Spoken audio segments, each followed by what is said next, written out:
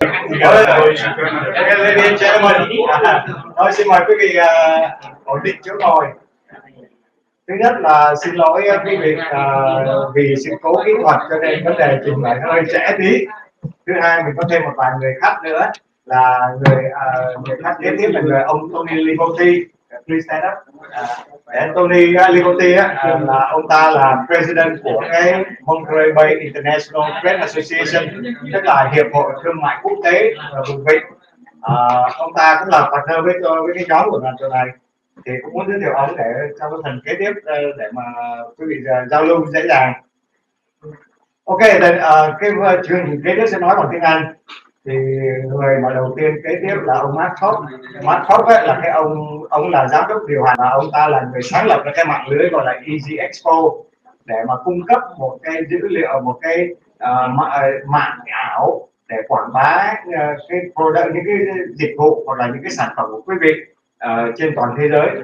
Thì ông Mark Fox sẽ trình bày bằng tiếng Anh và cô Hương sẽ là người phân định. Ok, thì tôi có nhắc nhở các diễn giả tiếng Anh đấy là làm ơn nói chậm chậm để cô Hương cô dịch. Thứ hai nữa đó là mình có câu hỏi nào thì quý vị nhớ ghi lên để lát nữa mình hỏi. Ok, ladies and gentlemen, the next session will be conducted by Mr. Matt Fox. Matt Fox is the CEO and founder of the eZ-Xpo website, which provide a very powerful tool for Vietnamese company to promote their products or services worldwide, and especially in the United States. So, Matt, thank you very much for coming today, and Hương will be helping you with this translation. Thank you. Thank you. Well, first of all, thanks Trump for organizing this event and having me as a strategic partner of this historic event. Well, first of all, welcome to Silicon Valley here, and thank you for doing the translation. Trước tiên thì tôi xin gửi lời cảm ơn mọi người và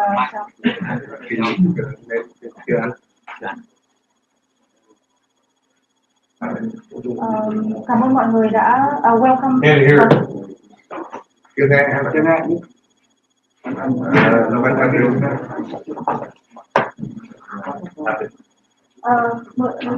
Chào mừng mọi người đến Silicon Valley và tôi rất cảm ơn mọi người đã dành thời gian và cảm ơn anh Phương và chủ tịch của chúng tôi đã có tôi một cái hợp tác với tôi.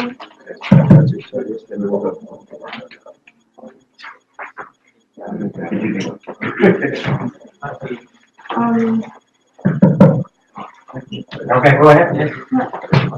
Tôi xin chân thành cảm ơn và cảm ơn mọi người dành thời gian với bài thuyết trình của tôi và cảm ơn đơn vị Phú Trung để hợp tác với tôi để tạo cho điều kiện để tôi trình bày về cái mô hình kinh doanh của đơn vị tôi.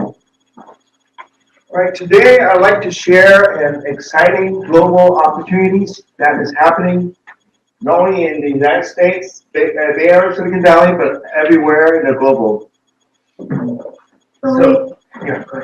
Tôi xin trình bày cái hình thức kinh doanh và cái dịch vụ bên đơn vị tôi không phải chỉ ở bên Mỹ mà trên toàn cầu. We just witnessed the largest IPO last week with Lyft. Did an IPO over $80 billion valuations, and that was one of the largest IPO ever since Alibaba. And we can see that the Silicon Valley, this whole collaborative sharing economy is just starting. Tuần trước thì chắc mọi người cũng có thể một vài người cũng biết là có cái IPO, tức là đưa ra công chúng cái cổ phiếu của hãng Lyft với một cái giá trị rất là lớn, 18 triệu. 18 billion. 80 billion, yes, 80 tỷ đô la Mỹ, và đây là một trong những cái IPO lớn, rất là lớn chỉ sau lần IPO đưa ra công chúng của Alibaba. So with the sharing economy, you can pretty much share anything. Với cái nền kinh tế mà họ dùng kinh tế gọi là chia sẻ cho hiện nay thì hầu như mọi người ai cũng đều có phần trong cái có đóng một vai trò trong cái nền kinh tế chia sẻ này ạ. And there's one untapped market that's waiting to unleash. Ý là có một cái thị trường mà được ví như là chỉ cần click hoặc là tap vào trong là chúng ta có thể tiếp cận được ạ. How would your business be transformed if you were to be able to share your critical mass or traffic across all your partners and customers? So cái đơn vị hình thức kinh doanh của doanh nghiệp của quý vị có thể được hỗ trợ biến đổi một cách theo hướng tích cực trong việc là mình có thể tiếp cận được khách hàng hoặc thị trường mới theo hình thức ảo ạ.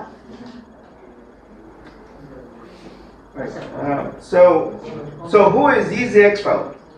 We started the company over 5 years ago. The whole vision for behind the eZ-Xpo to help small startup and SMB market to get more free traffic and leads, not just locally but globally.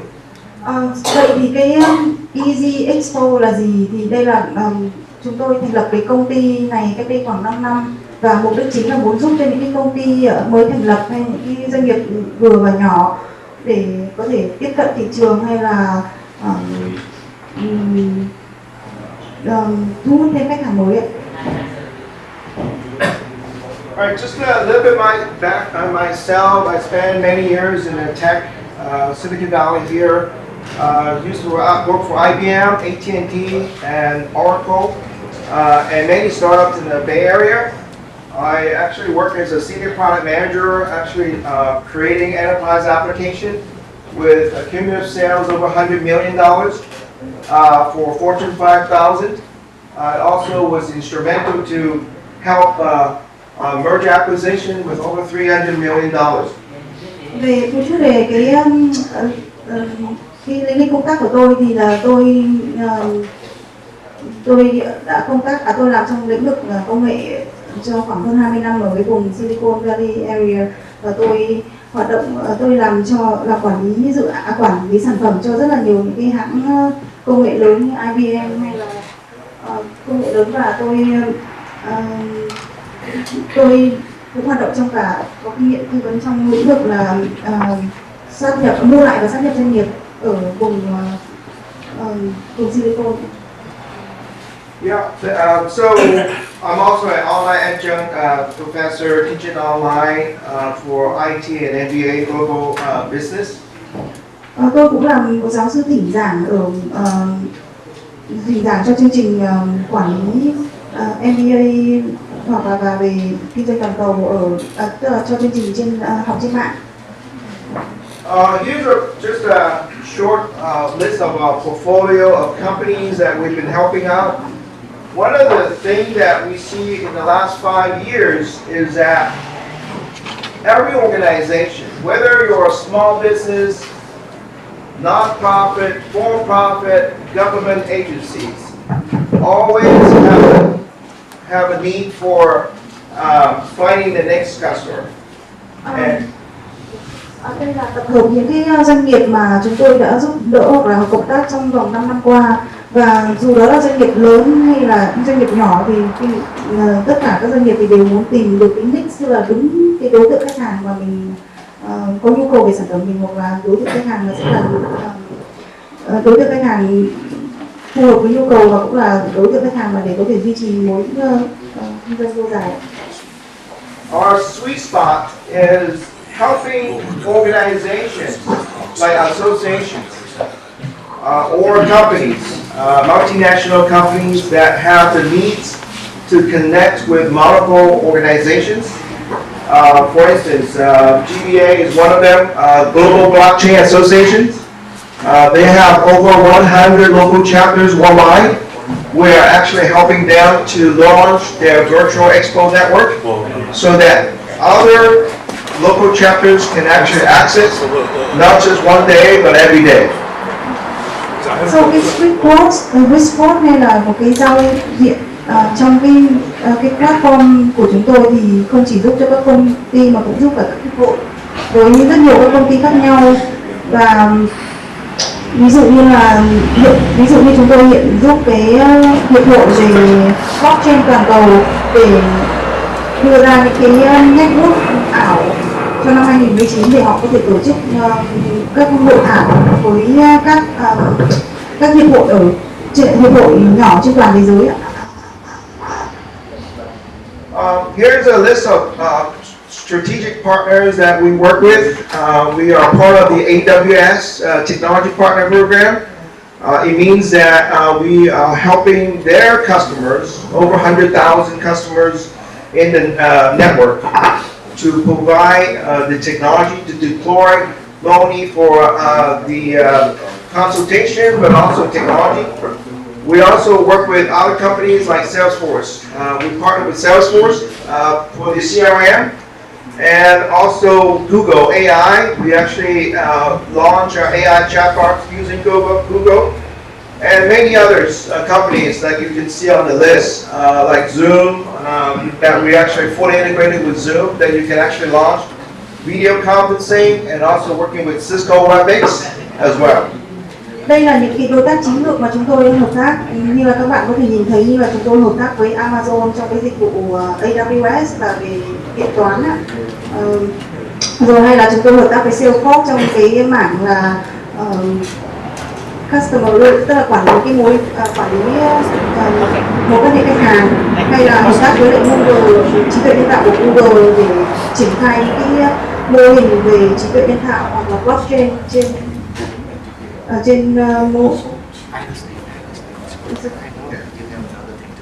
Right, so here's the bottom line, right?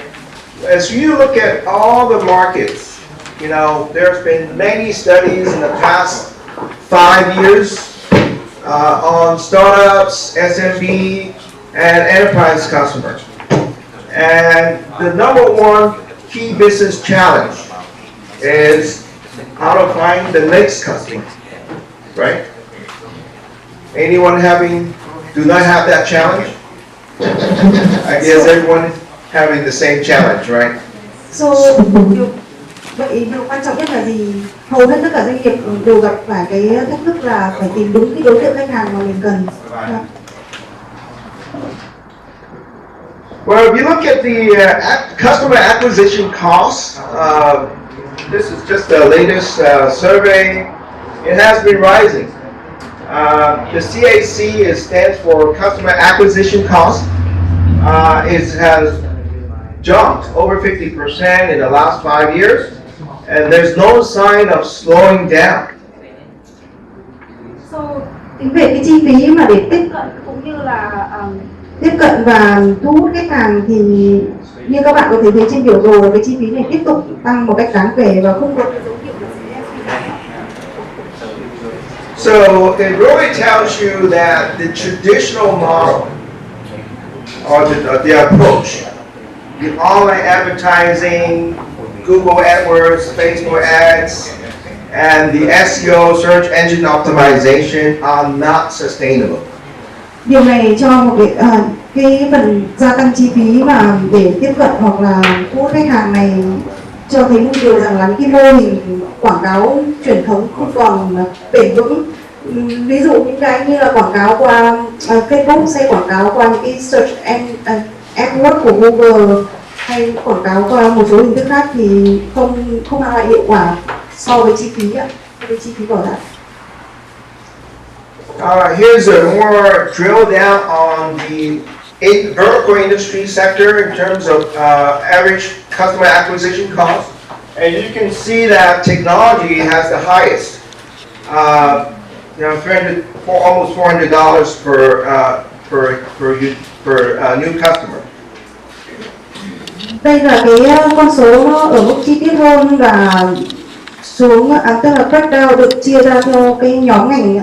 Như là nhóm bên ngành công nghệ phần mềm thì cái chi phí là cao nhất, là chiếm đến hơn một. So if you look at kind of peel down or drill down all the overhead costs for any companies, you can probably see that over 30 to 60% cost is come from customer acquisition, what we call talent acquisition, recruiting, and training. Nếu mà chúng ta chia nhỏ hơn cái miếng bánh của việc cái chi phí cho các công ty vừa và nhỏ hay công ty mới thành lập thì khoảng 1/3 là sẽ chia cho chi phí không, từ trên 30 đến 60 trên trong khoảng từ 30 đến 60% của cái chi phí là dành cho việc thu hút khách hàng cũng như là tuyển dụng hay là tuyển dụng người và đào tạo nhân sự. So here's a $1 million question to all of you. Sau đây thì đã là một cái câu hỏi mà đáng giá $1 triệu. What if you or your company can disrupt this space by substantially reducing the cost for customer acquisition, recruiting, and also training? Nếu mà công ty quý vị có cái hình thức khác để làm sao mà giảm cái chi phí mà cho việc tiếp thu hay là tiếp cận khách hàng và tuyển dụng được. Well, that's how we started to reposition ourselves just the last few years. That we started off with the focus on virtual expo network. But the more we dig into the problems that every company is having, that we really need to provide a comprehensive solution to every startup, every company. Chính vì vậy mà chúng tôi đưa ra cái ý tưởng để thành lập một cái mạng lưới hợp tác ảo, và cái này thì sẽ là cái giải pháp mà cho hầu hết các doanh nghiệp từ mới thành lập hay doanh nghiệp vừa và nhỏ. So by delivering or deploying a virtual collaborative network that has the comprehensive solution to solve the customer acquisition, training, and recruiting, you are basically ahead of competition. Chính vì thế mà với cái giải pháp toàn diện như là của chúng tôi, như để giúp cho việc là giảm cái chi phí tiếp thu hoặc là tiếp cận khách hàng cũng như là chi phí tuyển dụng và chi phí đào tạo, thì quý vị có thể giảm được một phần lớn chi phí cho những cái việc trên ạ. So these are some of the features that we're offering that have a comprehensive solution to all the different use cases. Example, for virtual trade show, we have the video chat in every virtual booth. We'll probably give you a walkthrough demo later. And then the CRM integrations for marketing automations. So when people actually come to your booth, we can automate the process and be able to feed those leads directly to the sales rep. Thì đây là một số những tính năng mà trong cái giao diện của chúng tôi để có thể giúp các bạn tiếp cận trực tiếp với lại khách hàng, ví dụ như là Expo hay là job fair, là để có thể tiếp cận được hẳn với cái người xin việc, cái ứng cử viên xin việc, hay là Expo thì chúng tôi có những cái phần để trưng bày sản phẩm hay là để có thể chat trực tiếp với lại khách hàng. These are just a handful of use cases, but there's so many different use cases that you can think of. Đây chỉ là một vài ví dụ thôi, nhưng chúng tôi cũng có rất nhiều những cái tính năng hữu ích khác mà quý vị có thể tìm hiểu thêm sau. With respect to live streaming, we are actually doing a live streaming right now through our virtual auditorium. So people in other areas that may not be able to participate in this physical event, they can actually log into the portal and be able to interact with everyone inside the virtual expo. Chúng tôi định là giống như truyền hình trực tiếp truyền hình trực tiếp, hoặc là chúng tôi định là dẫn, tức là làm một cái showcase hình mẫu của việc giao tiếp qua cái platform của chúng tôi, hoặc ngay như cái buổi nói chuyện của chúng ta ngày nay cũng được truyền hình cho đến những cái phần đến những cái nơi mạng, đến những cái một số địa điểm của những cái người mà nằm ở bất kỳ địa điểm nào trên thế giới cũng có thể interact hoặc có thể nắm được nội dung của chúng ta. One of the key feature that we have is what we call the private Expo network exchange. That is something that you can actually cross-promote within your organization and also outside your organization. Chúng tôi có phát triển cái mạng lưới trao đổi private, tức là Expo, trao đổi Expo cá nhân, và quý vị với cái tính năng này quý vị có thể trao đổi với các doanh nghiệp hoặc các đơn vị khác ngoài đơn vị của mình, hoặc là ngoài đơn vị của mình để trao đổi những cái trao đổi các cơ hội mà xúc tiến phù hợp. So imagine that you have an organization, Chamber of Commerce, association. For instance, like mentioned about GPA, they have over 100 local chapters. With this private Expo network exchange, they can cross-promote within those 100 local chapters as well as outside that 100 local chapters. Ví dụ như những cái hiệp hội toàn cầu, ví dụ như hiệp hội, tôi lấy ví dụ là blockchain toàn cầu, thì họ có thể cùng tham gia các platform này, họ có thể trao đổi trong cái đơn vị của họ, hoặc là có thể dễ dàng trao đổi thông tin với lại hơn 100 cái đơn vị nhỏ, các đơn vị khác trong cái mạng lưới của họ ở trên toàn cầu. So it really automate the whole referral business. You know, word of mouth concept is not new, but the key is how you actually automate this whole process every day, every minute. That's the challenge. Cái khái niệm về tự động hóa cái quá trình thì không phải là khái niệm mới, nhưng mà hay là cái hình thức giới thiệu qua mối quan hệ qua bằng miệng thì cũng không phải là mới, nhưng mà làm sao mà trên thực tế là để tự động hóa toàn bộ quá trình này cũng không phải là dễ. With our private Expo network, you can actually getting leads and traffic while you sleep. Với cái mạng lưới mà Expo ảo của chúng tôi thì bạn có thể có những cái lượng khách hàng thăm cái gian hàng của mình, cũng như là cả những cái người mà đi sâu vào xem sản phẩm của mình hơn khi mà ngay cả khi bạn đã ngủ. I mean, when you look at here, just an example of a virtual expo and virtual booth. There are so many different configurations you can set it up, but the key is that doesn't matter how many organizations you work with, we can bring all of them into one single virtual environment. Đây là một cái ví dụ mẫu về cái gian hàng ảo cho các bạn tham khảo, thì nhưng mà nó không quan trọng là bao nhiêu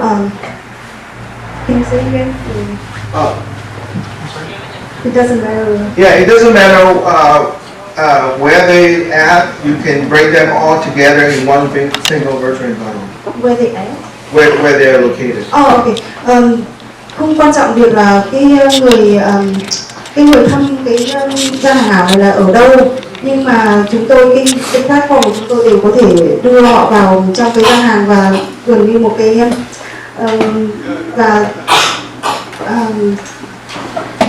đưa vào trong, tức là direct hướng cái việc thăm gian hàng của họ, cái traffic đấy đến vào trong cái gian hàng của bạn.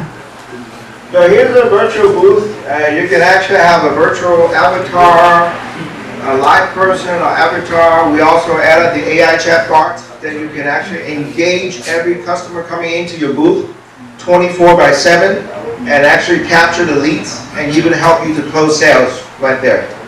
Chúng tôi cũng đưa thêm những cái tính năng như có máy người nói để giúp hỗ trợ khách hàng đến thăm gian hàng của bạn, và có thể là hỗ trợ cả việc hướng dẫn mua và thực hiện giao dịch thay cho bạn ngay khi bạn ngủ.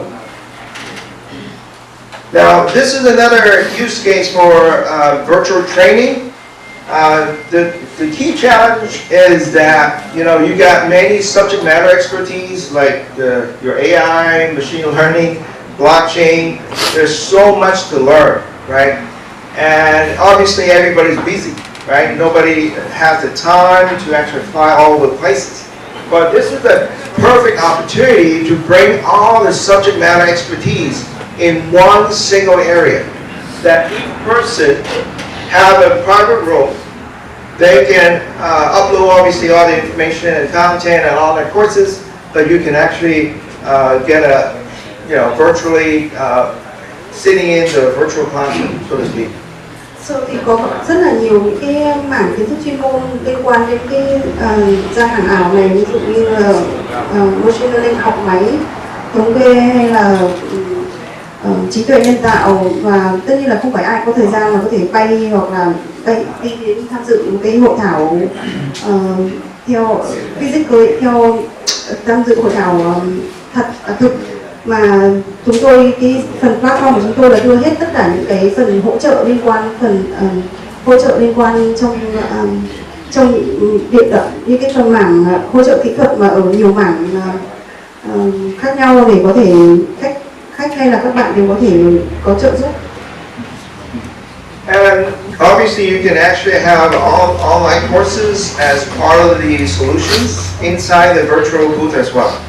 Và đương nhiên là bạn cũng có thể có những cái khóa học online được thiết kế trên gian hàng ảo này để hỗ trợ bạn hiểu hơn về các tính năng. The third use case is we call the virtual job fair, and this is one of the area that you can actually help every employer to find the best candidates inside this virtual job fair. So you can see this example right here that the employer will have a virtual booth. And then basically you can set up time to have a virtual interview with the candidates online. Đây là một ví dụ về việc là hỗ trợ việc làm ảo, và bạn có thể thấy trên mạng là có rất nhiều những cái doanh nghiệp họ có một cái gian hàng ở trên này và họ có thể thực hiện việc phỏng vấn các ứng cử viên xin việc trực tiếp ngay trên cái gian hàng này. So we are looking at using the AI chatbot to screen out the best candidates. Chúng tôi dùng những cái máy nói bằng trí tuệ nhân tạo thì có thể là screen, là sàng lọc những cái ứng cử viên phù hợp cho doanh nghiệp. So one of the things that you can do is have a 3 questions, a list question that the candidates go fill out the forms or actually interact with the AI chatbot. If they have the right answer, then they will be part of the shortlist for interview. Quý vị có thể là đặt ra một vài câu hỏi cho những ứng cử viên xin việc, và sau đó thì cái chatbot, máy nói bằng trí tuệ nhân tạo thì có thể lọc ra những candidate mà trả lời đúng và phù hợp để quý vị có danh sách shortlist. Right, so this is another use case, especially in the Silicon Valley here. We have what we call the demo day, where startups can showcase their cool ideas or cool projects. Well, in this case, you can do it virtually. You can see this maybe their virtual pitch or the video that they can record before the events, and they can put a slide deck over here, so that investors or mentors can actually come in to check out and give them feedback and reviews. Cái này như là một cái giao diện ảo để cho cái người mà cần tư vấn với lại người có kinh nghiệm tư vấn, tức là gần như chat, trao đổi thông tin. So this is really can be used for any contest. Doesn't have to be high tech as well. You can use it for fundraising as well. Cái này thì được ứng dụng không phải chỉ trong những cái lĩnh vực công nghệ cao mà có thể cho rất nhiều cái hoạt động khác nhau. Ví dụ như bạn có thể dùng cái platform này để gây dựng một cái quỹ hoặc là tổ chức cái sự kiện gì đó. Just to kind of recap some of the key features we have in the virtual booth. Right now we can do both eZ-Chat video. This is something that is so simple. With one click, you can actually have a video chat. That is something that really every customer that I talk to is really loving it. But that is not exactly the same as like a webinar. You know, webinar you have to download. It's a little bit more complicated. This is more like for casual chat. The cool thing we have is that we have the drip content campaign. You can actually release content at certain dates. Also, we capture every leads, so you know exactly who come to the booth, how long they stay. Then we also can integrate with CRM, like HubSpot is free. That we can automatically feed those leads directly to your exhibitor. So, tôi chỉ tóm tắt lại những cái tính năng mà của cái giao diện của cái gian hàng ảo của chúng tôi, thì ví dụ như là bạn có thể đặt các lịch hẹn họp, rồi giống như là chat trực tiếp, hoặc là các lịch webinar bất cứ lúc nào, hay là các dịch vụ về trưng bày sản phẩm hoặc dịch vụ của mình hay tôi trưng bày. Our vision is that this is going to help really supercharge your lead generation business. That you can have it run 24/7, not just do it by yourself, but actually collaborating with everyone else. That's the beauty behind this. Cái tầm nhìn của chúng tôi về cái mô hình này rằng là bạn có thể giảm thiểu chi phí và tiếp cận với khách hàng 24/7. One last thing, we fully agree with all top 3 social media: Facebook Live, YouTube Live, and also Periscope. So each exhibitor can launch your video conferencing from any of those social media to drive massive traffic to your business.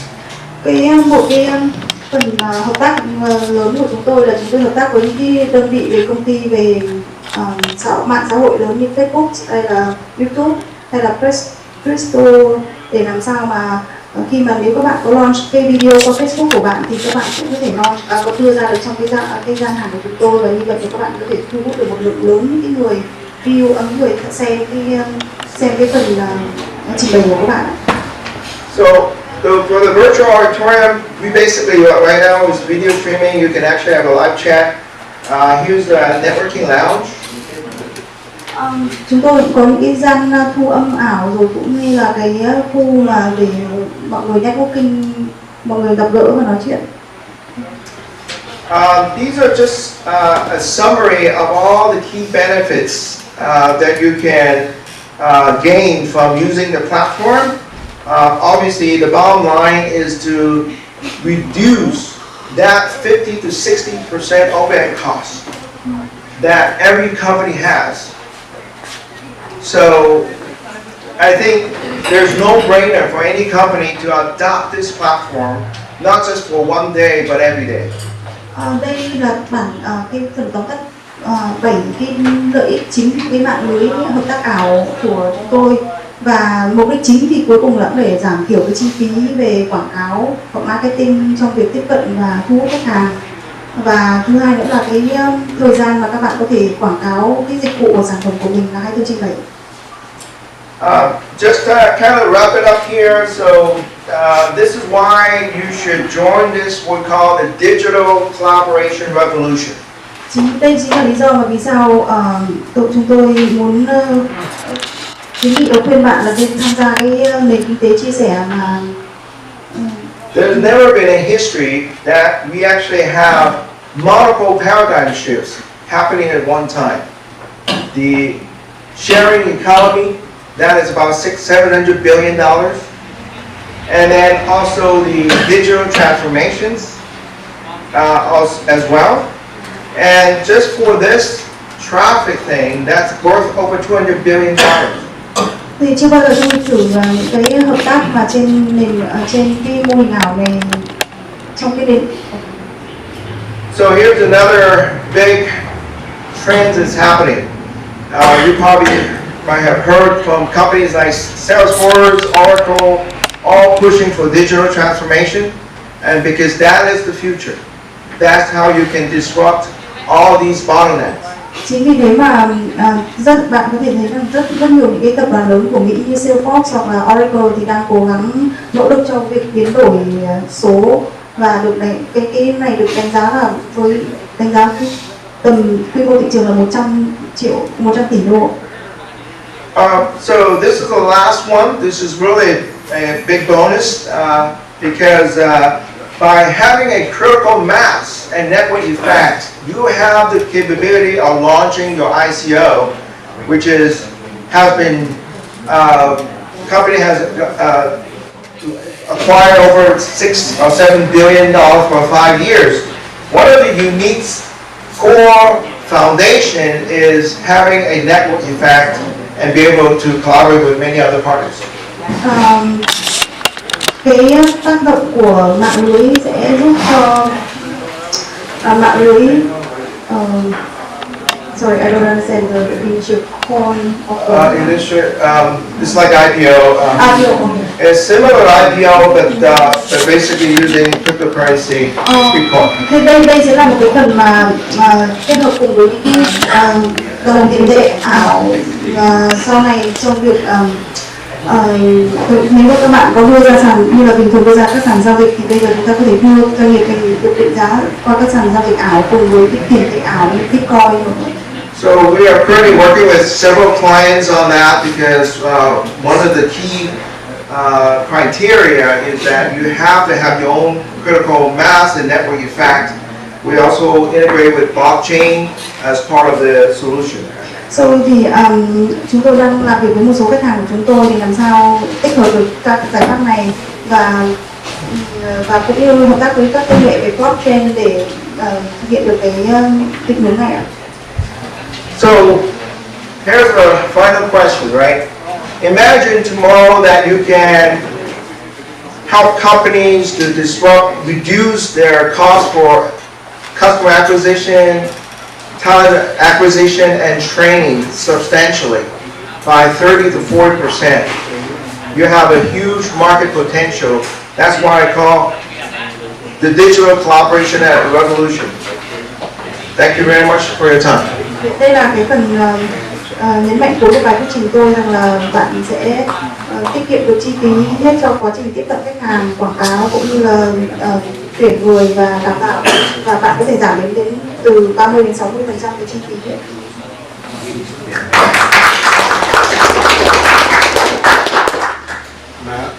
Yeah. What about translation, other languages? We support over 50 languages.